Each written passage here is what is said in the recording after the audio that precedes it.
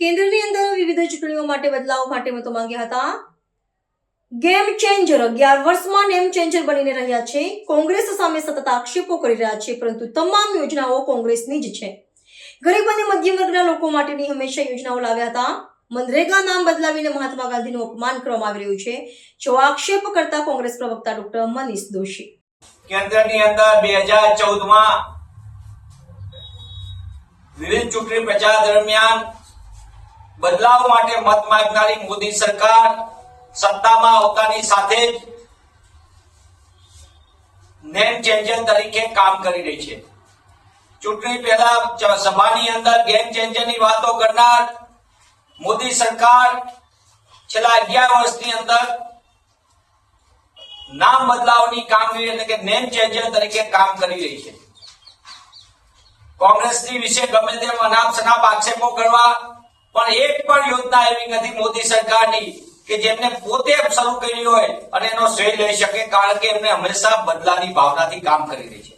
અને એનું તાજેતરનું જ ઉદાહરણ સમગ્ર વિશ્વની અંદરની સૌથી મોટી રોજગાર યોજના મનરેગા, મહાત્મા ગાંધી રૂરલ આજીવિકા તરીકેની રોજગાર યોજના તરીકેની સફળતા, અને આ યોજનાને સંપૂર્ણપણે ખલાસ કરીને મહાત્મા ગાંધીના નામને ભૂસવા માટે, એમના વિચારને ભૂસવા માટેની જે માનસિકતા છે મોદી સરકારની, એના ભાગરૂપે આ એમને કામ કર્યું છે.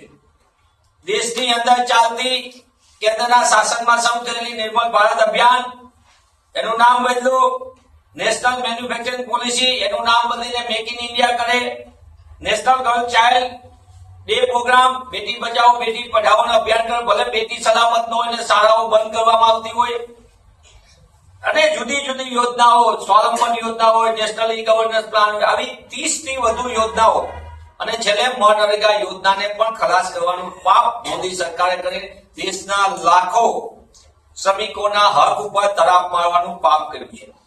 કોંગ્રેસ પક્ષે હંમેશા ગરીબ લોકો માટે,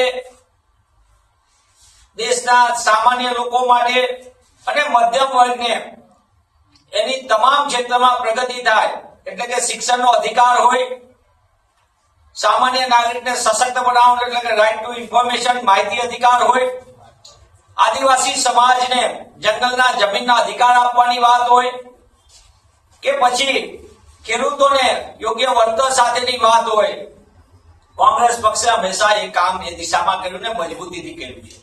અન્ન સુરક્ષા કાયદો પણ ફોટો જેવી મોદી સરકારે હંમેશા કોંગ્રેસના શાસનમાં શરૂ થયેલી યોજનામાં પોતાનો ફોટો લગાડી અને રીબ્રાન્ડિંગ કરવાનો પ્રયત્ન કર્યો.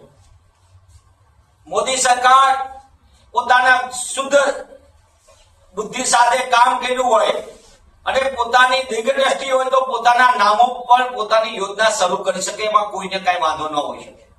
પણ આ યોજના બદલાવતી ખાલી નામ બદલવાની પ્રક્રિયા નથી. આના કારણે ધારો કે મનરેગા યોજના સંપૂર્ણ કાનૂન આધારિત રોજગાર યોજના, 100 દિવસની રોજગાર, ભાજપા સરકારે છેલ્લા 10 વર્ષની અંદર મનરેગા યોજનાને તોડી નાખવા માટે, એને સંપૂર્ણ ઢીલી પોચી કરી નાખવા, કમજોર કરવા માટે 42 દિવસથી 46 દિવસનો જ રોજગાર મળે તેવી અવ્યવસ્થાને અરાજકતા ઉભી. 100 દિવસ રોજગાર આપવાનો એટલે કે માણસ માગે ત્યારે રોજગાર આપવાનો, ડિમાન્ડ ડ્રિવન. પણ મોદી સરકાર ઉલટું કામ કર્યું, અને તેમ છતાં એમનું ત્યાંથી અટકા નહીં તો એ સંપૂર્ણ યોજનાને ખતમ કરવાનું પાપ પણ મોદી સરકારે કર્યું છે. દેશની અંદર હું આપના માધ્યમથી મોદી સરકારને પૂછવા માંગુ છું કે તમે 2014 પહેલા ગેમ ચેન્જર તરીકેની મોટી મોટી દાવા કર્યા, આજે તમે નેમ ચેન્જર તરીકે કામ કરી રહ્યા છો. 30 વર્ષ ગુજરાતમાં એક તો IIM કે NIT કે IIT બનાવી જુઓ, સેન્ટ્રલ યુનિવર્સિટી તમે બનાવી જુઓ. એ પ્રકારની સંસ્થા જેની ઉલટાનું સરદાર વલ્લભભાઈના નામ ઉપરની એમના દ્રષ્ટિકોણથી સ્થપાયેલી BS હોસ્પિટલ હોય તો એને ખતમ કરવાનું પાપ કર્યું મોદી સરકારે ગુજરાતમાં. સ્ટેડિયમની અંદર સરદાર સાહેબનું નામ બદલવાનું કરીને પોતાનું ખુદનું નામ લખી નાખ્યું. અને આ રીતે અનેક ઐતિહાસિક યોજના, જેમ કે મહાત્મા ગાંધીના વિદ્યાપીઠ હોય કે આશ્રમ હોય, એને પણ તોડી નાખવાનું આધુનિકરણના નામે પાપ કર્યું હોય તો મોદી સરકાર.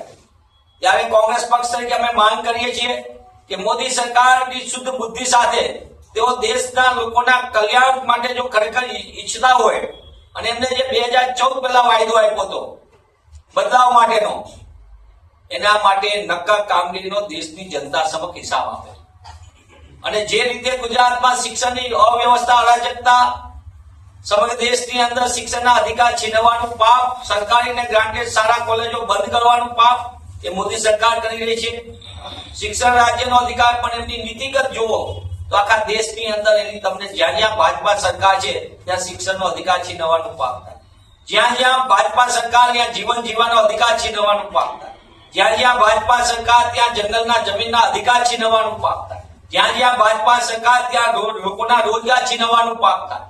અને જ્યાં જ્યાં ભાજપા સરકાર ત્યાં બદલાવનું કામકાજ થાય. બદલાવ માટે નહીં, બદલાવ માટેનું કામ થાય.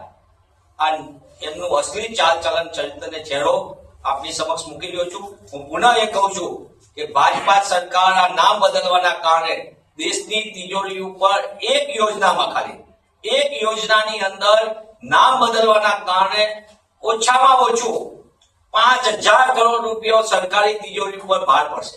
5,000 કરોડ રૂપિયાનું.